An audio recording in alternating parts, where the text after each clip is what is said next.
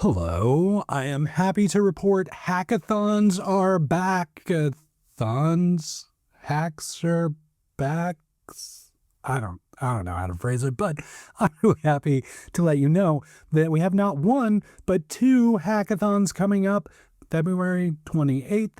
Super excited, very much based around AI. We're going to get into those and I'll give you some more details on those.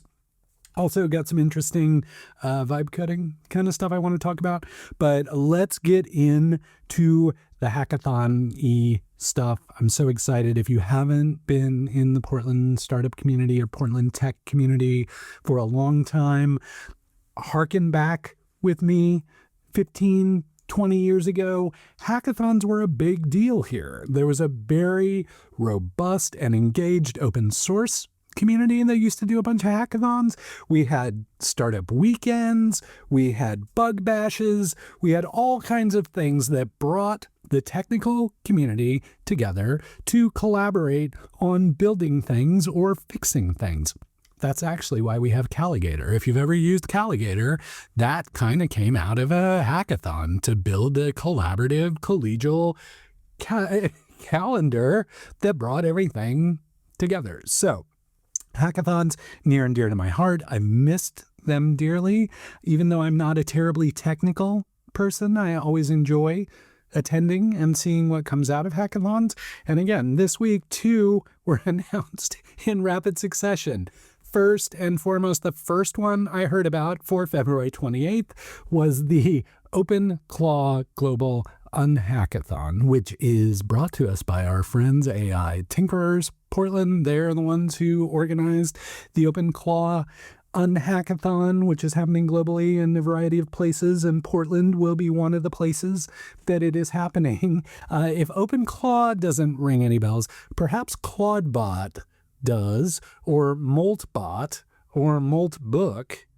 Were you following the Claude Molt drama stuff? So a few weeks ago, there was this revelation of a open source project called Clawbot that was an AI agent that you could basically install. You could give it access to your things, and it would run amok and do crazy things like what you would expect an agent to do. And unfortunately, if you didn't give it guardrails, it would definitely go off the rails and do all kinds of amazing stuff that was just super interesting. And then, Anthropic said to the guy who built Clawbot, hey, that's a little close to Claude. Even though you're talking about Claude, it's a little close to our product, Claude. So could you change the name? So he's like, yeah, sure, I'll change it to Moltbot. And then Moltbot, because Claw's, molting for the crustaceans and things. And I used to have a friend who did this kind of stuff all the time. Where am I? Moltbot, it was the name for maybe 24 hours, and then it changed to OpenClaw. So if you are one of those people who were excited about the opportunity of taking an AI agent and installing it on a Mac Mini and giving it access to things and letting it run amok and do its agent-y type stuff, perhaps this hackathon could be really interesting to you.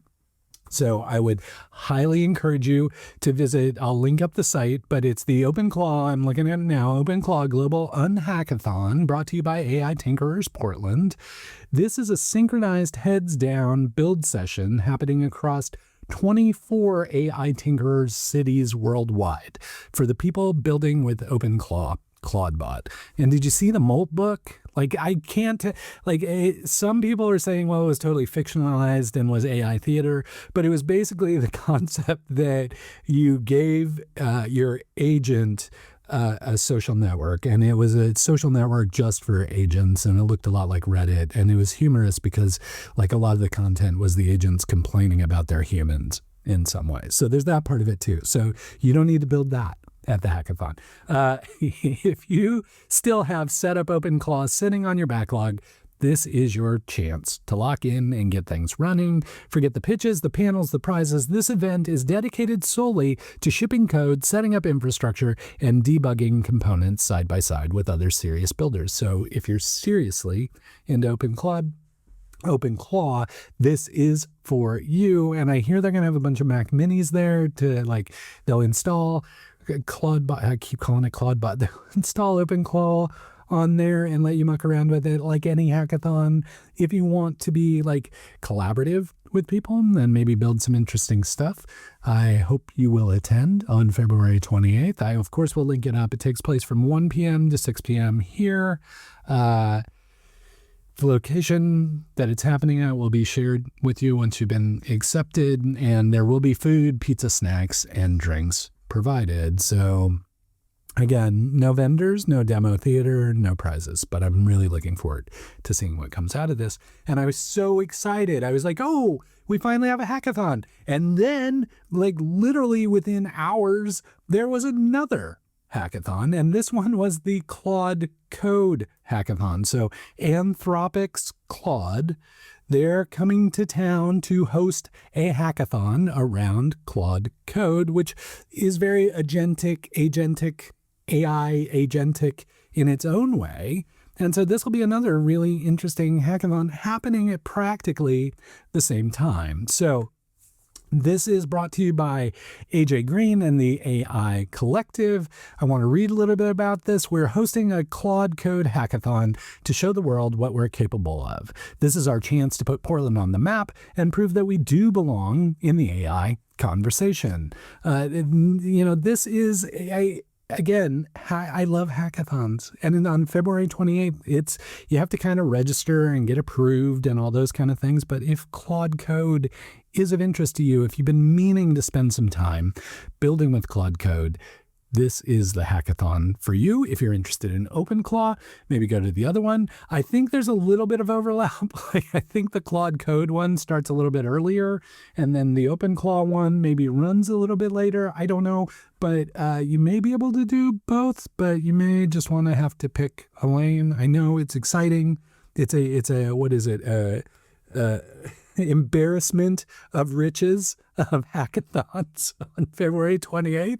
But please, if you would like to be hacking with community, if you'd like to build some cool shit, if you want more experience or you want to be around other people who have more experience in these, agentic coding kind of environments, I highly encourage you to attend either the OpenClaw Hackathon or Unhackathon, as it were, or the Claude Code Hackathon, both happening February 28th, and I cannot wait to see what comes out of each of those events. Okay, speaking of the hacking, kind of reminds me of the vibe coding. Have you tried the vibe coding? I vibe code quite often now. It reminds me of the early days of learning to write HTML. It's like that, creative expression, like the ability to write some lines of code and make things happen really quickly, or as it were, prompt some lines of code and make things happen really quickly. But I'm a huge fan of vibe coding, and our friend Scott Hanselman, who you may know from the community, you may know him from his work at Microsoft, you may know him from Hansel Minutes, his podcast, which has, I think, 7,332 episodes now. It's a great podcast. You should listen to. You should stop listening here, and you should go listen to Hansel Minutes, because he's a much better podcaster than I will ever be. But this little side project that I believe he probably even vibe coded is called Tiny Tool Town. And the idea behind Tiny Tool Town is it's a place to showcase things that you have vibe coded so that other people have the opportunity to see them and use them and experience what you've built.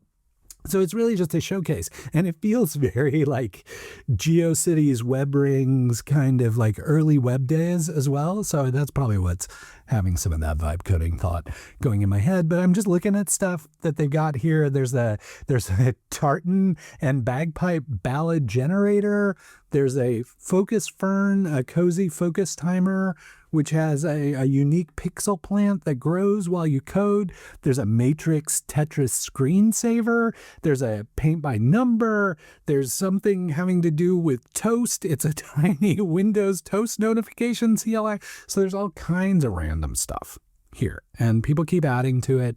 It's amazing. Lots of stuff on here. It's not just Windows based. There's some like Python or web based vibe coded things as well, but it's just delightful. Like, it's just delightful scrolling through this and seeing what people have built. Reminds me very much of vibes.diy. If you haven't been to vibes.diy, that's a Portland startup vibe coding environment. Again, there are ways to publish your vibe coded thing on vibes.diy so that other people can try it and use it. Tiny Tool Town has very much the same feel, so I highly encourage you to check it out. I will definitely link it up, and let me know what your favorite tiny tool is so that I can go try it out as well. And did you see my chair sink there? My chair just sunk like an inch. Give me one sec. Okay, cool, we're back. All right, so that's all the kind of hacky kind of things. And then I wanted to highlight, this isn't like the happiest thing, but it's a very like transparent, honest post from Brittany Alec. You may remember Brittany from the Overcommitted podcast. She works at GitHub. She runs a podcast with other folks that she works with. I had the opportunity to be a guest there, which I'm very thankful for. But she wrote this really heartfelt, compelling post that I just wanted to highlight. I just wanted to link up. It really talks about like the emotional tension of what software developers are going through right now in this era of AI. And she shares both how excited she is about AI and what it's able to do and the code it's able to write, but also the fear about her role in the world of technology as a developer with this like AI having similar capacity to develop code to what she has learned to do. And it's just really, really a good read. I'm glad I came across it. Always happy to see developers blogging. Please, if you are a developer, write more. Take time to document your experience. You might not want to document your code, but please take the time to document your experience, share it with me. I will blast it out and promote it because it's really important that we understand not only what you're building and what you're seeing, but also what you're going through and what your experience has been. So thank you to Brittany for taking the time to write that. I really thought it was an incredibly thoughtful and well-written piece, and I've shared it with a bunch of people already. So, of course, I wanted to share it with you as well. Okay. We are now at the point where we're in secrets. If this is your first time staying this long at the end of every podcast video, I kind of go into secrets, which is just my time to talk to you about what's going on with me and, you know, stuff that isn't really news. It's just kind of what I'm going through. So this week, got to talk to a bunch of founders, got to help people with their pitches, which I always love. They hate because I'm not very kind on my pitch reviews. I'm sorry, like I tear pitches apart. I've seen so many pitches. My original first job at the very first startup that I worked for was I was the deck monkey. I just built slides and decks all day and helped with pitches and did all those things. So I 30 years of helping people tell stories and build pitches. I have some opinions on how you should talk about what you're building, and I'm always happy to share them. I've often wondered if I should do that on this channel, is like helping people like kind of tear apart their pitches and rebuild them. But I don't know that anybody wants to sit through that and me doing that. But you know, if you want to send me your pitch and have me tear it apart, maybe that's something we could do later. So that was fun. I got to see Ben Parrish, who is a great member of our community, who's now in Seattle working for Silicon Valley Bank. It was great to catch up with him, and I really appreciate him carving out time. Met with a bunch of founders, talked to a bunch of people in the community, and that's all great. Next week, I'll be headed down to Eugene. Very humbled and honored that I got an invite to travel down there to hang out at one of the pub talks. and do a fireside chat. I was just down in Eugene last year for an event that I was just an attendee, and then this one I'll actually be on stage. So I'm sorry. I will apologize ahead of time for the attendees there. I'm not always the most exciting or well-spoken speaker, but it's a pub talk, so you'll be at a brew pub. So there's that. At least there's that part you can suffer through me to meet other cool people in Eugene. But if you're in Eugene, Springfield, the region, please consider swinging by. It would be great to see you. I hope to get the chance to talk to you, and you can listen to me babble about startups and the Oregon startup community and all those kind of things. I want to apologize. The past couple of weeks, I've been really down during the secrets session, and I want to share secrets with you. I don't need to share my emotions with you so transparently all the time. I've even had people reach out to me like, "Are you okay? Are you okay?" I'm fine. Thank you for asking. But I did want to say, like, something crystallized for me this week that it just really came into sharp relief what part of the issue was. And I think to put a finer point on it, I failed to pay attention to the very sage advice of a young Chuck D and young Flavor Flav who provided the advice to do not believe the hype. And I think I kind of like fell into believing a little bit of hype about me and the work I do, and I was setting unrealistic expectations for myself. And I'm sorry, Chuck and Flavor. I should have paid attention to you and should have listened to what you had to say, the knowledge you had to impart. But it just dawned on me that, like, I just write a blog and I get on here and I talk about the things that I've written on a blog. And that's really what I do well. What I do exceptionally well is promote what you are doing and help elevate what you are doing in the community and help get people excited about your impact on the community. And I need to get back to those basics rather than